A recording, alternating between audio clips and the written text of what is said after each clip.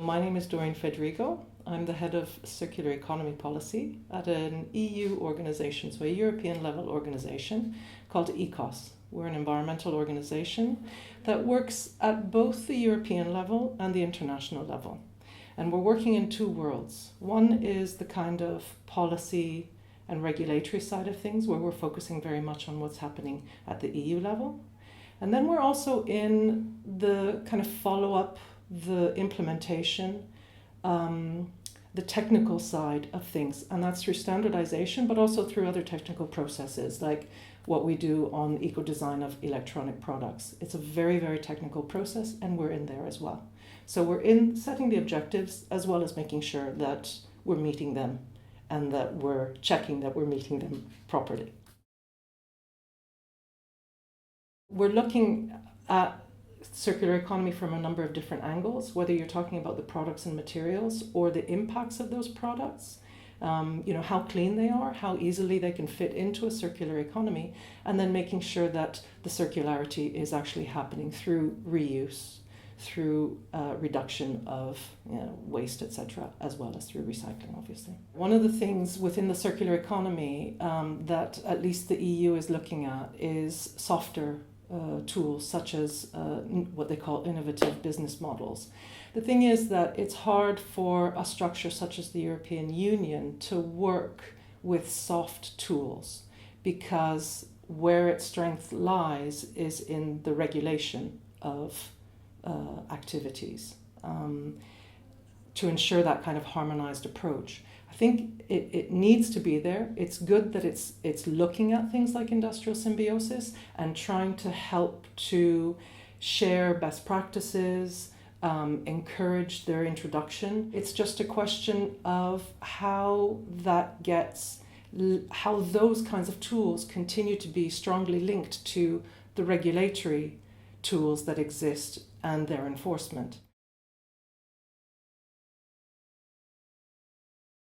So I think the EU is still quite far ahead in a lot of ways and therefore still can play a kind of leadership role, but without playing that delicate balance of showing the way, trying to get things moving, but without playing the old colonizer.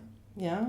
And I think trade agreements are a particular tool, effective tool that we could use better and better to ensure that countries that are on their path as well towards better understanding climate change and other ecological and social emergencies, but that we can help to shape that within a different context as well and to translate that back at home as well. Because what that means is our economic models need to change, our economic assumptions need to change, this growth of 3% per annum, which we're still chasing. We are still chasing this, even though it hasn't existed for over 10 years with the financial crisis of 2007, 2008. That's not a financial crisis.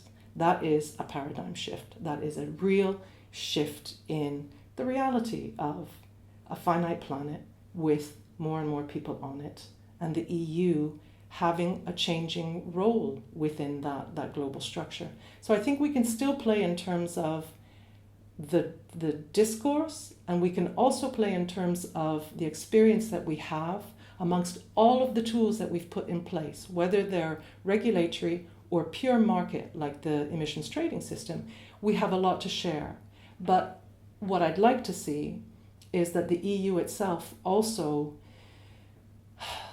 puts a lot of effort into the social side of getting further agreement, because we're watching a kind of disintegration of the European experiment as we've got anti-EU populist nationalists in government. How do we come back to sharing a common vision and heading towards something? Despite all of the, let's say, political blah blah around sustainability, what we've seen continuing to happen is still the primary goal at EU level is competitiveness, jobs and growth, as though that is the thing that's going to save us.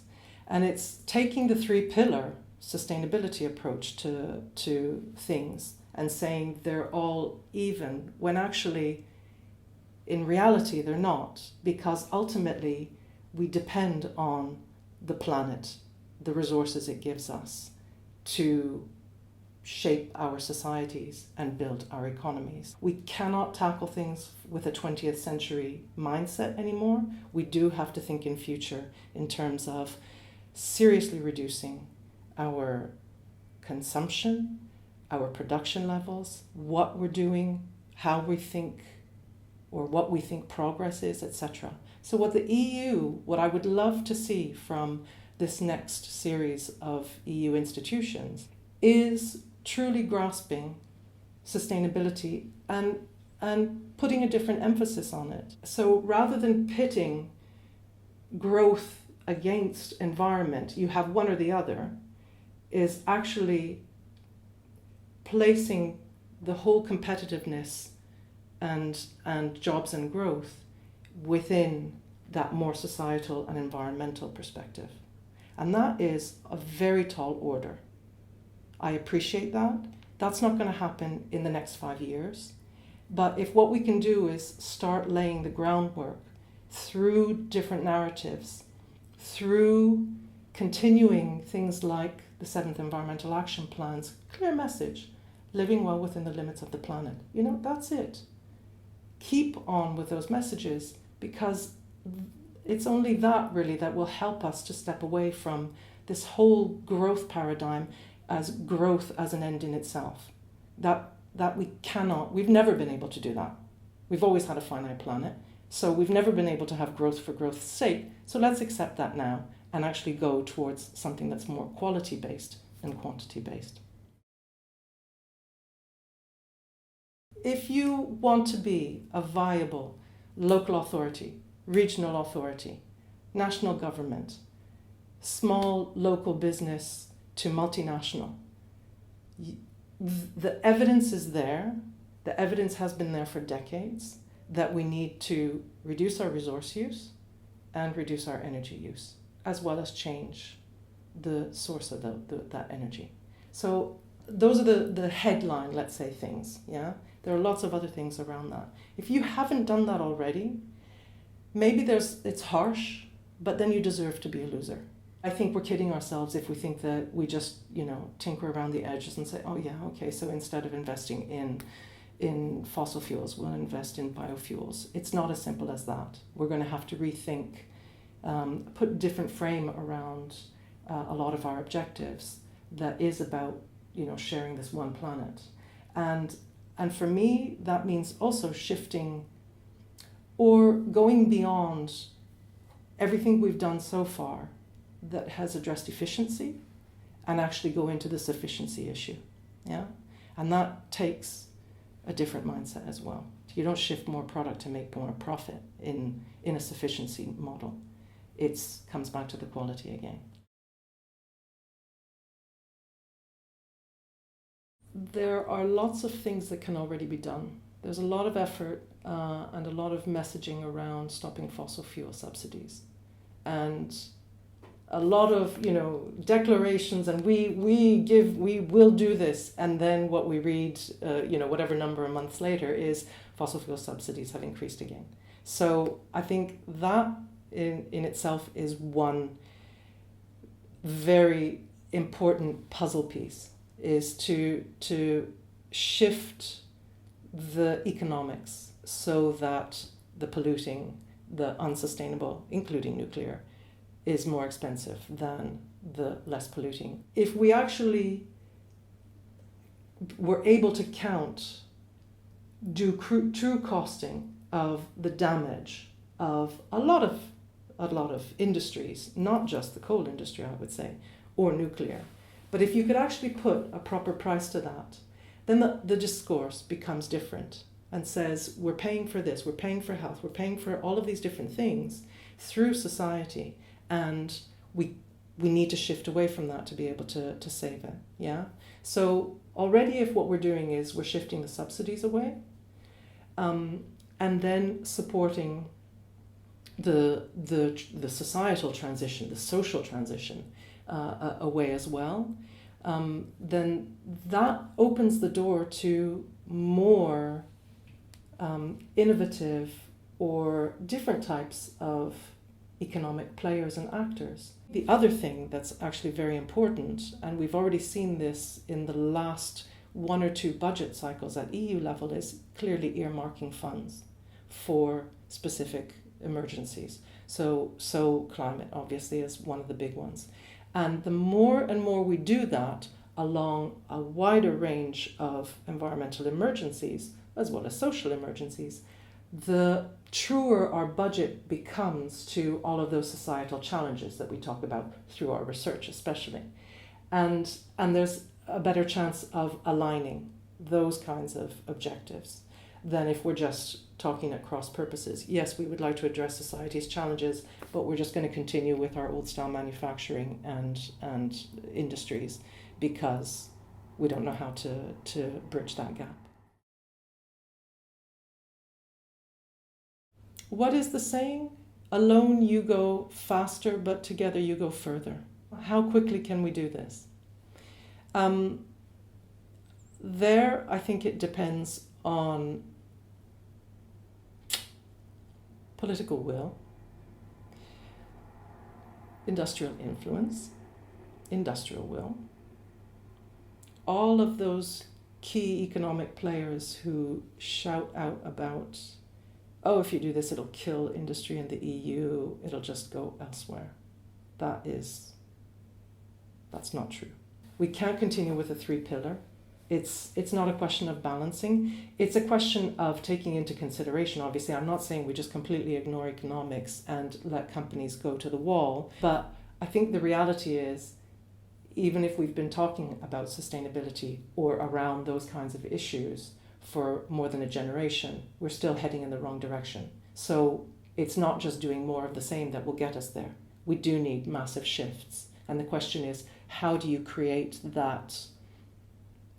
How do you create the discourse? How do you create the narrative that brings people on board to say, we have to do this together? Yeah. So I'm heartened by what I've been seeing, also here in Belgium, not just with the students who are striking on a weekly basis, getting up to 35,000, but also the climate march of 75,000 people. I have never seen that in Brussels. I think there is a potential for that kind of activism to be a game changer, because the signal comes much more loudly to the decision makers, the policy makers within the EU, at EU level and national level. The EU in early 2018 came out with what it calls its plastic strategy, recognizing that plastic is an issue. In the space of, let's say, just over a year, the 3 institutions were able to agree a plastic strategy and what they call the Single-Use Plastics Directive. So what drove that, a lot of that, was the messages coming through from people. And it's interesting to see how activism itself, whether from traditional environmental organizations to smaller, younger networks, not even formal organizations, are actually playing a role in pushing agendas. And that's fantastic. And what we need is more of that kind of grassroots, bottom-up, pushing the system, because the top-down structures aren't flexible enough, aren't agile enough to move quickly. But what can move quickly is that the bottom-up, the individual, the societal messages coming through saying, no, we want better than this. We deserve it and we need it.